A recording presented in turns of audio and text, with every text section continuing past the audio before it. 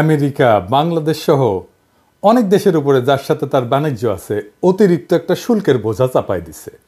তার মানে আমেরিকাতে পণ্য রপ্তানি করলে আমাদের পণ্যের উপরে যে শুল্ক আসবে তাতে আমাদের পণ্যের দাম আমেরিকার বাজারে বাইরে যাবে, বিক্রি কম হবে। এই সমস্যা বাংলাদেশের একার না, পৃথিবীর সব দেশেরই সমস্যা। তবে এই সমস্যা আমাদের জন্য না যত বড়, তার চাইতে বেশি বড় আমেরিকান নিজেদের জন্যই। আমরা এটা পরে দেখব কেন এটা আমেরিকান নিজেদের জন্য সমস্যা, এবং সেই কারণে আমি মনে করি যে এটা খুব বেশি দিন টিকবে না এই অতিরিক্ত ট্যারিফ। কিন্তু আমরা পুরো বিষয়টা নিয়ে একটা আলাপ করলে আমাদের বুঝতে সুবিধা হবে সমস্যাটা আমরা কিভাবে মোকাবেলা করব, আর এই সমস্যা থেকে আমাদের সুবিধা কিভাবে আনতে পারি। আমরা একটু পিছন থেকে আলাপ করি। প্রেসিডেন্ট ইউনূস ক্ষমতা নেওয়ার পরে ইউরোপে একটা কথা বলছিলেন, সেটা হইতেছে গত 15 বছরে অর্থনৈতিক প্রবৃদ্ধির নামে হাসিনা সরকার যা বলছে সব মিথ্যা এবং বানোয়াট। অনেকে মনে করছিল এটা নতুন কি, সব সরকার তার আগের সরকার নিয়ে সব সময় খারাপ কথা বলে, তো প্রফেসর ইউনূসও বলিছে। প্রফেসর ইউনূসও তার ব্যতিক্রম না, কিন্তু আসল বিষয়টা একদম আলাদা। উনি এই কথাটা বলছিলেন ওয়ার্ল্ড ইকোনমিক ফোরামে। ওয়ার্ল্ড ইকোনমিক ফোরামে আলোচনা হওয়া মানে বৈশ্বিক নেতারা সেই বিষয়টাকে গুরুত্বপূর্ণ বলে মনে করছেন। এর ফলে আন্তর্জাতিক মহলে সেই বিষয় নিয়ে সচেতনতা বৃদ্ধি পায়। এবং এই কথাটা বইলা প্রফেসর ইউনূস যে কত বড় একটা উপকার করছেন সেটা আমরা একটু পরে দেখতেছি। আমরা ব্যাপারটা একটু বুঝে দেখি যে কেন উনি বলছেন যে উন্নয়নের গল্পটা ভুয়া। হাসিনা এবং তার দোসররা যে কারণে এই যে মিথ্যা উন্নয়নের বয়ান ছাপাইছিল, এটার কারণটা হচ্ছে অর্থনীতি এমন একটা বিষয় যেটা একদম সত্য একদম মিথ্যা এরকম কোনো বিষয় না। তাই এমন একটা বিজ্ঞান বা দর্শন যেটা দিয়া আসলে সীমিত রিসোর্স কিভাবে ব্যবহার করলে মানুষের এবং দেশের আনলিমিটেড প্রয়োজন মেটানো যায়, সেইটাই হইতেছে অর্থনীতি। অর্থনীতির একটা ফ্লেক্সিবিলিটি আছে। হাসিনার অর্থনীতির এই ফ্লেক্সিবিলিটির সুযোগ নিয়ে একটা বয়ান তৈরি করছিল যে 2026 সালে দেশটা একটা মধ্যম আয়ের দেশে উন্নীত হবে। তার জন্য যত রকম মিথ্যা তথ্য দেওয়া প্রয়োজন তাই সে করছে। যেমন অর্থনীতির প্রবৃদ্ধির হার এবং ফুলায় বাবায় জিডিপির বিশাল আকার তৈরি করছে। ফলে যা হয়েছে, দেশে প্রচুর পরিমাণে অর্থ বিনিয়োগ করছে আন্তর্জাতিক দাতা দেশ। হাসিনার তার দোসররা বেশিরভাগ লুট করে পাচার করছে, আর ঋণের বিশাল বোঝা চাপাই দিছে জনগণের মাথায়। এই পুরা কাজ ইন্ডিয়া করাইছে, মানে হাসিনাকে দিয়া। যার কারণে দেখবেন ইন্ডিয়ার অনেক বড় বড় প্রতিশ্রুতি সত্ত্বেও শেষ পর্যন্ত চায়নার কাছে যে হাত পাতিছিল হাসিনা পলানোর আগে। কিন্তু চায়না ততদিনে বুঝে গেছিল যে এর মধ্যে শুভঙ্করের ফাঁকি আছে। তাহলে 2026-এর গুরুত্ব কোথায়? প্রফেসর ইউনূস কিভাবে দেশকে রক্ষা করতে চাইছেন, ওই যে ওয়ার্ল্ড ইকোনমিক ফোরামে যে কথাটা বলে আসছিলেন সেইটা একটু মিলাই দেখি এবার। 2026-এ আমরা স্বল্প আয়ের দেশ থেকে মধ্যম আয়ের দেশ হইলে দুইটা ঘটনা ঘটবে। এক, আন্তর্জাতিক দাতা সংস্থা আমাদের দেশে অর্থের বরাদ্দ কমাই দেবে, তাতে 4 কোটি মানুষের জীবনযাত্রার মান বিপন্ন হবে। সরকার এইসব মানুষের জন্য বরাদ্দ যে ভাতা দিত সেটা দিতে হিমশিম খাবে। সামগ্রিকভাবে অবকাঠামো উন্নয়ন মারাত্মকভাবে বাধাগ্রস্ত হবে। সরকার একটা বড় ধরনের চাপের মুখে পড়বে। আর ইন্ডিয়া একটা সুবিধাজনক অবস্থানে থাকবে, কারণ সে তার মতো ব্ল্যাকমেল করতে পারবে। এই জন্যই প্রফেসর ইউনূসের সাম্প্রতিক চায়না সফরের সাফল্য দেশের জন্য খুব গুরুত্বপূর্ণ ছিল, বাংলাদেশের কাউন্টার ব্যালেন্স করার জন্য, যেন ইন্ডিয়া ওই সময়কার সুবিধাটা না নিতে পারে। আর 2 নম্বর হচ্ছে মধ্যম আয়ের দেশ হইলে ইউরোপিয়ান ইউনিয়নে আমাদের গার্মেন্টসের রপ্তানি একটা বড় ঝুঁকির মধ্যে পড়বে। আর এই সময় সবচেয়ে বেশি লাভ হবে ইন্ডিয়ার। কেন? এটা বুঝাই বলি। ইউরোপিয়ান ইউনিয়ন আমাদের গার্মেন্টসের সবচেয়ে বড় বাজার। উৎপাদিত পণ্যের প্রায় 51% ওরা কেনে। 2026-এর পর থেকে এইসব পণ্যের উপরে শুল্ক আরোপিত হবে, ওই যে হাসিনার স্বল্পোন্নত দেশে যাওয়ার জন্য। এই অল্প সময়ের মধ্যে আমরা কি আন্তর্জাতিক বাজারে প্রতিযোগিতার সক্ষমতা অর্জন করতে পারবো? যদি না পারি তাহলে বাজার হারাবো ইন্ডিয়া আর ভিয়েতনামের কাছে। ইন্ডিয়া সেজন্য খুব খুশি। এর ফলে আমাদের যে রিজার্ভ, বৈদেশিক মুদ্রার যে রিজার্ভ, এর উপরে চাপ বাড়বে। আর সবচেয়ে খারাপ বিষয় হচ্ছে হাসিনা যে ঋণটা করে গেছে সেটা তো আমাদের শোধ করতে হবে। সেই শোধটা আমরা ভালোভাবে হয়তো করতে পারবো না। আন্তর্জাতিক বিনিয়োগ হুমকির মুখে পড়বে। সামগ্রিকভাবে অর্থনীতি ভেঙে পড়ার একটা সম্ভাবনা আছে। এইরকম একটা সময় বিএনপি ক্ষমতা নিতে যাইতেছে, কিরকম বেকুব দেখেন। যাই হোক, ইউরোপিয়ানের আরেকটা স্কিম আছে স্বল্পোন্নত দেশগুলোর জন্য, স্পেসিফিক্যালি গার্মেন্টসের জন্য। সেটা হইলো বর্তমানে আমরা বিদেশ থেকে কাপড় আমদানি করিয়া দেশে প্রক্রিয়াজাত করিয়া গার্মেন্টস রপ্তানি করতে পারি শুল্কমুক্তভাবে। এই সুবিধা থাকবে না। অর্থাৎ কাঁচামাল থেকে সুতা, তারপর সুতা থেকে কাপড় তৈরি করতে হবে, সেই কাপড় থেকে প্রক্রিয়াজাত করে শুল্ক সহ গার্মেন্টস রপ্তানি করতে হবে। এই জন্যে বড় বড় ফ্যাক্টরি ছাড়া মাঝারি ফ্যাক্টরিগুলো নাই হয়ে যাবে, ছোট ফ্যাক্টরিগুলো। অল্প সময় আমরা এই সক্ষমতা অর্জন করব না যে আমাদের পণ্যের দাম বাড়বে কিন্তু আমরা প্রতিযোগিতামূলক থাকবো। ব্যাংকগুলো বিপদে পড়বে, লক্ষ লক্ষ মা বোনেরা বেকার হয়ে যাবে, তাদের উপরে নির্ভর করে তাদের পরিবার। হাসিনার লোভ, নির্বুদ্ধিতা আর তার পরিকল্পিত দুঃশাসনের ফল আমাদের এইভাবে ভোগ করতে হবে। তারপরে অনেকে বলে আগেই ভালো ছিলাম, কি দুর্ভাগ্য আমাদের। অন্যদিকে প্রফেসর ইউনূস একজন পণ্ডিত ব্যক্তি, ভিশনারি নেতা এবং কল্যাণকামী মানুষ। উনি চেষ্টা করছেন যেন দেশের মানুষ এই বিপদের হাত থেকে রক্ষা পায়। যদি পারেন তাহলে উনি একমাত্র পারবেন, অথচ আমরা এতই নির্বোধ যে দাঁত থাকতে দাঁতের মর্যাদা বুঝতে পারতেছি না। উনারে কত তাড়াতাড়ি ইন্ডিয়ার প্রেসক্রিপশনে হটাই দিতে পারি, মানে উনারা হটাই দিলে ইন্ডিয়ার যে কত লাভ হিসাব করা যাবে না। এখন তাহলে দেখি এই যে আর একজনের পাশে আঙ্গুল দেওয়া ইন্ডিয়ার, এর ভবিষ্যৎটা কি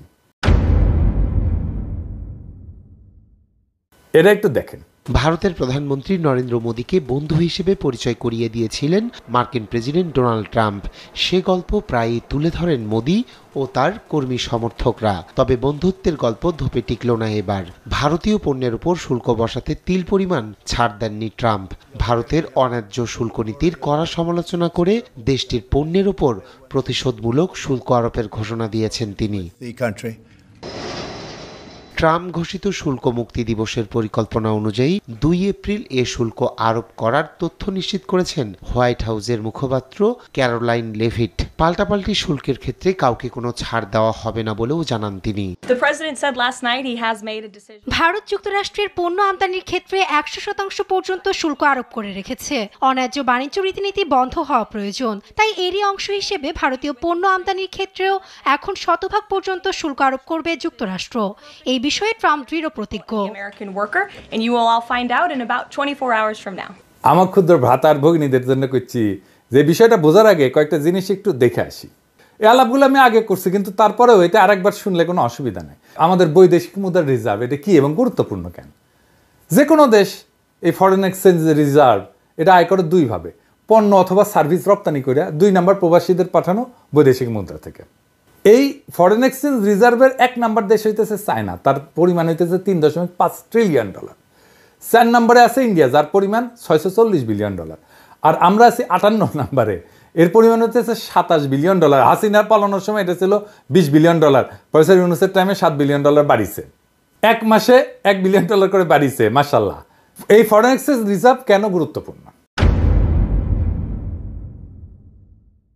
এই বৈদেশিক মুদ্রা দিয়ে আমদানি খরচ মিটাইতে হয়, পাশাপাশি দেশের বিভিন্ন লায়াবিলিটিস থাকে, যেমন ঋণ পরিশোধ করতে হয়, এগুলো দিতে হয়। একটা বিষয় খেয়াল করেন, এত বড় একটা ঋণের বোঝা এবং দেশের খাদ্য জ্বালানি আমদানি করার পরেও দেশের রিজার্ভ বাড়তিছে। এইটার বড় একটা ক্রেডিট হইতেছে প্রবাসী ভাইদের পাঠানো অর্থ।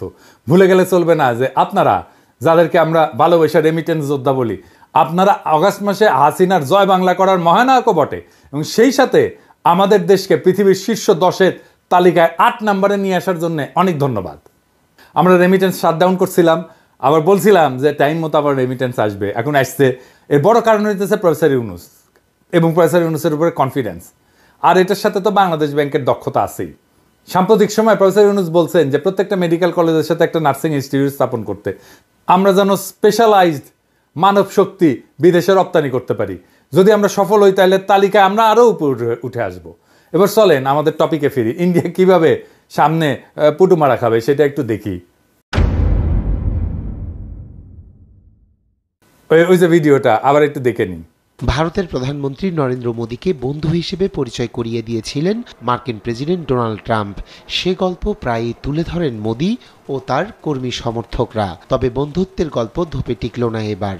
ভারতীয় পণ্যের উপর শুল্ক বসাতে তিল পরিমাণ ছাড় দেননি ট্রাম্প। ভারতের অন্যায্য শুল্ক নীতির কড়া সমালোচনা করে দেশটির পণ্যের উপর প্রতিশোধমূলক শুল্ক আরোপের ঘোষণা দিয়েছেন তিনি। ট্রাম্প ঘোষিত শুল্ক মুক্তি দিবসের পরিকল্পনা অনুযায়ী 2 এপ্রিল এ শুল্ক আরোপ করার তথ্য নিশ্চিত করেছেন হোয়াইট হাউসের মুখপাত্র ক্যারোলাইন লেভিট। পাল্টাপাল্টি শুল্কের ক্ষেত্রে কাউকে কোনো ছাড় দেওয়া হবে না বলেও জানান তিনি।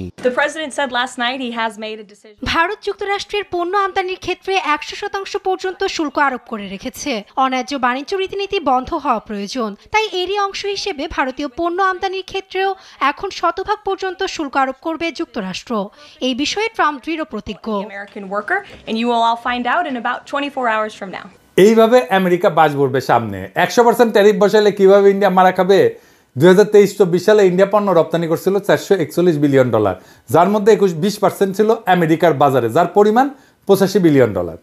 100% ট্যারিফের ঠাপে ইন্ডিয়া মাথা নত করে বলছে তারা আমেরিকার উপরে যে আরোপ করছিল ট্যারিফ 100% এই কৃষিজাত পণ্যের উপরে, সেটা কমাবে। তারপরেও 26% ট্যারিফ তাদের ক্ষতি করবে, প্রায় $33 বিলিয়ন। আর আমাদেরও ক্ষতির মুখে পড়তে হবে। কিন্তু জিএসপি সুবিধা পুনরুদ্ধার করতে পারলে আমাদের কোনো সমস্যা হইতো না। কিন্তু হাসিনার সরকারকে বারবার এই বিষয় নিয়ে তাগাদা দেওয়ার পরেও সে কোনো গা করে নাই, কারণ তাহলে ইন্ডিয়ার গার্মেন্টস রপ্তানি করতে পারবে না। আর বর্তমানে দেশের ভিতরে শ্রমিক আন্দোলনের নামে হাসিনার অনুগত গার্মেন্টস মালিক স্পেন্সাররা যা করতেছে তাতে বর্তমান সরকার একটা চ্যালেঞ্জের মধ্যে পড়বে। কিন্তু দেশবাসী প্রফেসর ইউনূসের উপর ভরসা আছে, উনি নিশ্চয়ই একটা রাস্তা খুঁজে বের করবেন। একইভাবে বাংলাদেশ ইন্ডিয়ার জন্য একটা বড় মার্কেট, কাজেই ইন্ডিয়াকে বুঝতে হবে যে বাংলাদেশের সাথে টাল্টি বাল্টি করে পার পাওয়া যাবে না। হাসিনাকে বাংলাদেশের হাতে তুলে দিতে হবে বিচারের জন্য, অথবা দৌড়ের উপরে থাকতে হবে, নতুন মার্কেট খুঁজতে হবে বাংলাদেশে, যে মার্কেট তারা হারাবে। কারণ আমরা ভারতীয় পণ্য বয়কট করব, ভারতীয় পণ্য আর আমদানি করব না, আর ব্যবহার করব না। প্রফেসর ইউনূসের সফল চায়না সফর ইন্ডিয়ার জন্য একটা নতুন চ্যালেঞ্জ তৈরি করবে। আমরা এই মাইনকাসিপা এনজয় করব। এবার আসেন দেখি ইন্ডিয়ার সার্ভিস এক্সপোর্টে ইন্ডিয়ার অবস্থানটা কি। ইন্ডিয়া প্রায় $333 বিলিয়ন আয় করছিল সার্ভিস এক্সপোর্ট করে। ওইটারও সবচেয়ে বড় বাজার হইতেছে আমেরিকা, যাকে বলে সোনায় সোহাগা। এই সার্ভিস এক্সপোর্টের প্রায় 45% আসে আইটি এবং টেক সার্ভিস সেলস থেকে। যদি ইন্ডিয়া চায় তাদের পণ্য রপ্তানি যেটা কমবে সেটা সার্ভিস এক্সপোর্ট থেকে কভার করবে, তাহলে আমাদের এই সুযোগটা কাজে লাগানো উচিত। একটু বুঝাই বলি, এত বড় একটা বাজারে আমাদের দেশ এই তালিকায় 82 নম্বরে আর ইন্ডিয়ার 6 নম্বরে। তাইলে কিভাবে আমাদের বাজার বড় করবো আর ইন্ডিয়ার বাজার খাইয়া দিব? আসেন একটু দেখি। দুইটা বিষয় আমাদের বিবেচনা করতে হবে। 1 নাম্বার, ইন্ডিয়ার প্রায় 35% আয় আসে ট্রাভেল এবং ট্যুরিজম থেকে, আর শিপিং এবং এয়ারলাইন সার্ভিস থেকে। ইন্ডিয়াতে চিকিৎসা যাওয়া বন্ধ, চায়নাতে যাব আমরা। আপনি জানেন তো চায়নাতে এখন ব্যবস্থা হচ্ছে। প্রফেসর ইউনূস সম্প্রতি চায়না সফরে চিকিৎসার উপর জোর দিয়ে আসছে, কম খরচে বিদেশি চিকিৎসা এবং ওয়ার্ল্ড ক্লাস চিকিৎসা হবে চায়নাতে। আর 2 নাম্বার, 45% এক্সপোর্ট যে খাত থেকে আসে তা আমার ক্ষুদ্র ভ্রাতা এবং ভগিনীরা অনেকাংশে ম্যানেজ দিতে পারবে। ওদের আইটি কাজের দক্ষতা আছে, এখন ফ্রিল্যান্সিং করছে। তাদের দরকার প্রাতিষ্ঠানিক সাপোর্ট, এবং এদের দরকার হচ্ছে হাই ভ্যালু ক্লায়েন্ট খুঁজে বের করা, যেটা সরকার ব্যবস্থা করে দিতে পারে। আর দরকার হচ্ছে high speed internet. Professor Yunus তো স্টারলিংক নিয়ে আসতেছে, এটা একটা যুগান্তকারী সিদ্ধান্ত। এর ফলে আমাদের প্রত্যন্ত এলাকায় আমার ক্ষুদ্র ভ্রাতা আর ভগিনীরা সহজে দ্রুততার সাথে তাদের কাজ ডেলিভার করতে পারবে। প্রফেসর ইউনূসের ফরেন মিশনগুলোকে দায়িত্ব দেওয়া উচিত, যার তারা যেন আইটি এবং টেক সাপোর্টের কাজ খুঁজে বের করে। একই সাথে আমি রিকোয়েস্ট করবো আমাদের দেশীয় এবং প্রবাসী উদ্যোক্তাদের, আপনারা এই তরুণ প্রতিভাকে কাজে লাগান। আমরা 82 নম্বরে থাকতে চাই না, ইন্ডিয়ার বাজার খাইয়া দিতে চাই। ইন্ডিয়া দৌড়ের উপরে আছে, ওরে আরো বেশি দৌড়ের উপরে রাখা যাইতে পারে, ওর মার্কেটটা খাইয়া ফেলতে হবে। এই জায়গায় আমরা ওর মার্কেটটা খাইয়া দিব। এবার আসেন, আমেরিকা যে ট্যারিফ বাড়াইছে তার ফলে আমেরিকার অর্থনীতিতে কি হইতে পারে। মার্কিন অর্থনীতি এবং বাণিজ্যে মারাত্মক নেতিবাচক প্রভাব পড়বে। 2018 সালে ট্রেড ওয়ার হয়েছিল একটা, চীনের উপরে প্রতিশোধমূলক ট্যারিফ বসাইছিল আমেরিকা। এর কারণে মার্কিন কৃষকেরা $27 বিলিয়ন সাহায্য পাইছিল, কিন্তু তারপরেও দীর্ঘমেয়াদে চীনের বাজারে আমেরিকার মার্কেট শেয়ার কমে গেছিল। ট্রেড ওয়ারটা কি ছিল একটু বুঝে দেখি। এখনকার এই অবস্থার সাথে মিল আছে, আপনারাও বুঝবেন কি গ্যাঞ্জামে পড়তে যাচ্ছে আমেরিকা। এইটা মূলত 2018 থেকে 2019 সালের মধ্যে আমেরিকা এবং চীনের মধ্যে একটা যুদ্ধ, বাণিজ্য যুদ্ধ। কিভাবে শুরু হয়েছিল? এই ডোনাল্ড ট্রাম্প 18 সালে চীনা পণ্যের উপরে 50 বিলিয়ন মূল্যের ট্যারিফ আরোপ করে। চীন পাল্টা ব্যবস্থা নেয় এবং মার্কিন কৃষি পণ্যে ট্যারিফ আরোপ করে। উভয় দেশ একাধিক ধাপে একে অন্যের পণ্যে ট্যারিফ আরোপ করতে থাকে এবং বৈশ্বিক বাণিজ্যে খুব অস্থিরতা তৈরি হয়। উভয় দেশের রপ্তানি এবং আমদানি খরচ দুইটাই বেড়ে যায়। মার্কিন কৃষকরা আর্থিক ক্ষতির সম্মুখীন হয়, চায়না খুব একটা বেশি ক্ষতির সম্মুখীন হয়নি। 2020 সালে আমেরিকা এবং চীন একটা চুক্তি স্বাক্ষর করে, ফেজ 1 চুক্তি বলে। এই চুক্তি স্বাক্ষরের মাধ্যমে দ্বিপাক্ষিক বাণিজ্য সম্পর্ক কিছুটা স্বাভাবিক হয়। চুক্তি অনুযায়ী চীন মার্কিন কৃষি পণ্য কেনার প্রতিশ্রুতি দেয় এবং কিছু ট্যারিফ শিথিল করা হয়। কিন্তু তারপরেও আমেরিকা তার বাজার, কৃষি পণ্যের বাজার চীনে আর পুরাটা ফিরে পায়নি। সে ট্যাক্স দিয়ে আয় করছে, $50 বিলিয়ন আয় করতে চাইছিল, ওদের উল্টা ভর্তুকি দিতে হয়েছে $27 বিলিয়ন আমেরিকান কৃষকদেরকে। নতুন ট্যারিফ দেওয়ার ফলে আমেরিকার মুদ্রাস্ফীতি হবে, ভোক্তার ব্যয় বৃদ্ধি পাবে, কারণ উচ্চ ট্যারিফের কারণে আমদানিকৃত পণ্যের দাম বাড়বে, যা মার্কিন ভোক্তাদের ব্যয় বাড়াবে। ওই ট্রেড ওয়ারের কথা বলি। ট্রেড ওয়ারে $50 বিলিয়ন একটা এক্সট্রা ট্যারিফ চীনের পণ্যের উপরে বসাইছিল। এর ফলে আমেরিকার রপ্তানি করে কমে যায় $30 বিলিয়ন, আর $27 বিলিয়ন ভর্তুকি দিতে হয় আমেরিকান কৃষকদেরকে। তার মানে $7 বিলিয়ন লস আমেরিকার। ট্যারিফ উভয় পক্ষের ক্ষতি করে, চাকরি কমে আসে, বিনিয়োগ সংকট হয়, এবং ট্যারিফ বেড়ে গেলে যদি কাঁচামালের দাম বেড়ে যায় তখন করে কি কোম্পানিগুলো এমন একটা জায়গায় তার ম্যানুফ্যাকচারিং প্ল্যান্ট নিয়ে যায়, উৎপাদনের ব্যবস্থা নিয়ে যায় যেখানে ট্যারিফ কম। এই জিনিসটা মাথায় রেখেন, এই বিষয়টার আমরা সুবিধা নেব। এইখানে আমাদের নতুন পরিকল্পনা করতে হবে যেন আমরা এই আমেরিকান ট্যারিফ বানানোর এই সুবিধাটা আমরা পুরাটা নিতে পারি। আপনি যদি এমনকি অর্থনীতির গুরুদের তত্ত্বগুলো দেখেন, এইখানে দেখবেন যে এই উচ্চ ট্যারিফ এইটাকে খুব ডিসকারেজ করা হয়েছে। ইতিহাসেও যদি আমরা দেখি তাহলে দেখবো যে যখন ট্যারিফ বসানো হয়েছে তখন একটা মন্দা চলে আসছে অর্থনীতিতে। 1930 সালে স্মুথ হাউলি ট্যারিফ বলে ট্যারিফ বসানো হয়েছিল। এই উচ্চ ট্যারিফের ফলে বৈশ্বিক বাণিজ্য 60% কমে গেছিল এবং যেটা মহামন্দাকে ত্বরান্বিত করছিল। অর্থনীতির তাত্ত্বিকেরা ট্যারিফ নিয়ে মেলা নসিহত করে গেছে। ডেভিড রিকার্ডোর নাম শুনছেন। উনি বলছেন যে ট্যারিফের মাধ্যমে সম্পদের অপচয় হয় এবং অর্থনৈতিক উন্নয়ন ব্যাহত হয়। এবং ওই যে ট্রেড ওয়ার হয়েছিল না, ওই সময় IMF একটা হিসাব দিছিল যে বৈশ্বিক জিডিপি 0.8%, প্রায় 1% কমে গেছিল। তো আমরা দেখলাম যে আমরা একটা বড় সমস্যায় পড়তে যাচ্ছি, গোটা পৃথিবী পড়তে যাচ্ছে। এখন এটার সুবিধা বাংলাদেশ কিভাবে নেবে? আমরা কিছু র্যাডিক্যাল পদক্ষেপ নিতে হবে। আমি জানি না প্রফেসর ইউনূসের সরকার এই পদক্ষেপ নিবে কিনা, কিন্তু আমার বিবেচনায় একটা ক্যালকুলেটেড রিস্ক এখানে নেওয়া যায়। এই সিদ্ধান্তটা অর্থ মন্ত্রণালয় একা নিতে পারবে না। এই সিদ্ধান্ত নেওয়ায় প্রফেসর ইউনূসের সংশ্লিষ্টতা লাগবে। আর আমি মনে করি না সরকারের ইন্টারনাল এক্সপার্টাইজ আছে যে যা দিয়া এই পরিকল্পনার ইম্প্যাক্ট আর কন্টিজেন্সি প্ল্যান করতে পারবে। এইটা কিভাবে করা যাবে সেটা আমি পরে বলতেছি, আগে পরিকল্পনাটা শোনেন কিভাবে আমরা এই আমেরিকান ট্যারিফের সুবিধা কাজে লাগায় বাংলাদেশের ইকোনমিকে চাঙ্গা করে দিতে পারি। বাংলাদেশ কাঁচামাল আমদানিতে এবং সব ধরনের রপ্তানিতে ট্যারিফ শূন্য করে দেবে, একদম শূন্য, জিরো ট্যারিফ। এর ফলে কি হবে? স্থানীয় উৎপাদন শিল্প শক্তিশালী হবে, কারণ কাঁচামাল সস্তায় আমদানি করা গেলে উৎপাদন খরচ কমবে। বাংলাদেশের তৈরি পোশাক শিল্প এইটা বিশ্বব্যাপী প্রতিযোগিতামূলক হবে, কারণ ফেব্রিক আমদানিতে ট্যারিফ শূন্য করলে ইউনিট প্রাইস কমে যাবে, প্রায় 15 থেকে 20% কমে যাবে। যেগুলো ফিনিশড পণ্য সেটাতে ট্যারিফ অবর্তিত থাকবে, যেগুলো আমরা আমদানি করব বিদেশি ফিনিশড পণ্য। তাহলে স্থানীয় উৎপাদকেরা বাজারে প্রাধান্য পাবে। রপ্তানিতে যদি শূন্য ট্যারিফ করি, ট্যাক্স শূন্য করে দিই, তাহলে উৎপাদন খরচ কমার পাশাপাশি রপ্তানি আয় বাড়বে। বাংলাদেশের রেডিমেড গার্মেন্টসের রপ্তানি $50 বিলিয়ন মতো, এইটা $100 বিলিয়ন পৌঁছাইতে পারে, দ্বিগুণ হয়ে যেতে পারে। আমরা অন্য পণ্যের রপ্তানিও বাড়াইতে পারি, যেমন ফার্মাসিউটিক্যালস, চামড়ার পণ্য, আইটি সার্ভিস, এর নতুন খাতের বিকাশ ঘটবে এবং বিদেশি বিনিয়োগ আকর্ষিত হবে, কারণ সস্তা কাঁচামাল, কোনো ট্যাক্স নাই, অর্থাৎ সস্তা শ্রম তো আছেই। ফলে বহুজাতিক কোম্পানি বাংলাদেশে উৎপাদনের ইউনিট স্থাপনে আগ্রহী হবে। আর কি হবে? বিদেশি কোম্পানিগুলো যদি আসে, আধুনিক উৎপাদন প্রযুক্তি স্থানীয় শিল্পে আসবে, আমরা এই প্রযুক্তি শিখব। এবং ভিয়েতনামে সেমিকন্ডাক্টর শিল্পের বিকাশে এই কাঁচামালের ট্যারিফ শূন্য নীতি গুরুত্বপূর্ণ ভূমিকা রাখছে। এবং এই করলে রেডিমেড গার্মেন্টস বলেন, প্লাস্টিক বলেন, ফার্মাসিউটিক্যালস বলেন, প্রায় 10 থেকে 15 লক্ষ নতুন চাকরি তৈরি হবে। বাংলাদেশের 84% রপ্তানি আসে রেডিমেড গার্মেন্টস থেকে। কাঁচামাল যদি শূন্য ট্যারিফ করা হয় তাহলে এই খাতের দক্ষতা এবং উৎপাদনশীলতা বাড়বে। এই যে ভিয়েতনাম কাঁচামাল আমদানিতে ট্যাক্স শূন্য কইরা 23 সালে $370 বিলিয়ন রপ্তানি করছে। চীন এইভাবে উন্নতি করছে। 2001 সালে WTO-তে যোগদানের পরে কাঁচামালের ট্যারিফ কমাই দেয় বিশ্বের ফ্যাক্টরিতে পরিণত হয়েছে। আর ফিনিশ পণ্য আমদানিতে ট্যারিফ যদি অপরিবর্তিত থাকে তাহলে বিদেশি পণ্যের দাম স্থিতিশীল থাকবে, যা স্থানীয় উৎপাদকের জন্য সুযোগ তৈরি করবে। কিন্তু এটা সম্ভাব্য চ্যালেঞ্জ আছে, সেটাও আলাপ করে নিই যে কি কি চ্যালেঞ্জ আছে। কাঁচামাল আমদানি থেকে রাজস্ব আয় কমবে, এটা আসলে কতখানি কমতে পারে? আমাদের মোটামুটি ধরেন 15%-এর মতো রাজস্ব আয় আসে কাস্টমস শুল্ক থেকে, তো এটা কমে যাবে। আবার ফিনিশ পণ্যকে কাঁচামাল হিসেবে চালায় ট্যারিফ ফাঁকি দেওয়ার চেষ্টা করতে পারে। তো এইটা কাস্টমসকে দেখতে হবে। অনেক সিস্টেম আছে, যেমন ধরেন কাঁচামালের স্পেসিফিকেশন এবং ব্যবহার ট্র্যাক করার জন্য ব্লকচেন প্রযুক্তি ব্যবহার করা যায়, এটা আর ডিটেলে গেলাম না। স্মাগলিংয়ের জন্য কঠোর শাস্তিমূলক ব্যবস্থা নেওয়া যায়, আর এরকম ভুল ডিক্লারেশন দেওয়ার জন্য শাস্তিমূলক ব্যবস্থা নেওয়া যায়। কিন্তু এই যে পরিকল্পনা, এটার ইম্প্যাক্ট অ্যানালাইসিসটা কিভাবে করা যায়, কে করতে পারে?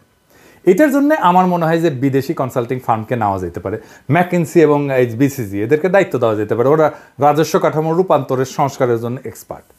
তারপরে পিডাব্লিউসি বা ডেলয়েট, এরা ডিজিটাল ট্যাক্স সিস্টেম এবং কাস্টমার অটোমেশনের জন্য এক্সপার্ট। আর আমরা অবশ্যই ওয়ার্ল্ড ব্যাংক, এডিবি যারা আমাদের অর্থায়ন করে, IMF, তাদেরকে ইনভলভ করব এই পুরো মূল্যায়নের জন্য। তো এই বাংলাদেশ এখন একটা সংকটময় সন্ধিক্ষণে দাঁড়ায় আছে। হাসিনার ফ্যাসিস্ট শাসনের রাজনৈতিক অপরিণামদর্শিতা, দুর্নীতি এবং বৈদেশিক নির্ভরতার কৌশল আমাদের অর্থনীতিকে ধ্বংসের দ্বার প্রান্তে নিয়ে গেছে। দেশের জনগণ আজ বুঝতে পারছে যে 15 বছরের মিথ্যার আবরণ ফুঁড়ে বেড়ায় আসছে এক ভয়ঙ্কর বাস্তবতা, অর্থনৈতিক অবনতি, বেকারত্ব এবং আন্তর্জাতিক মহলে বিশ্বাসযোগ্যতার সংকট। কিন্তু ইতিহাস সাক্ষী, কোনো স্বৈরাচারী চিরকাল টিকে থাকতে পারেনি, হাসিনাও টিকে থাকেনি। আজ বাংলাদেশে যে পরিবর্তনের ঢেউ উঠছে তার থামানো যাবে না। প্রফেসর ইউনূসের নেতৃত্বে আমরা একটা নতুন অভিযাত্রার সূচনা করছি, যেখানে সুশাসন, জবাবদিহিতা, অন্তর্ভুক্তিমূলক অর্থনীতির ভিত্তিতে একটা নবযুগের সূচনা হবে।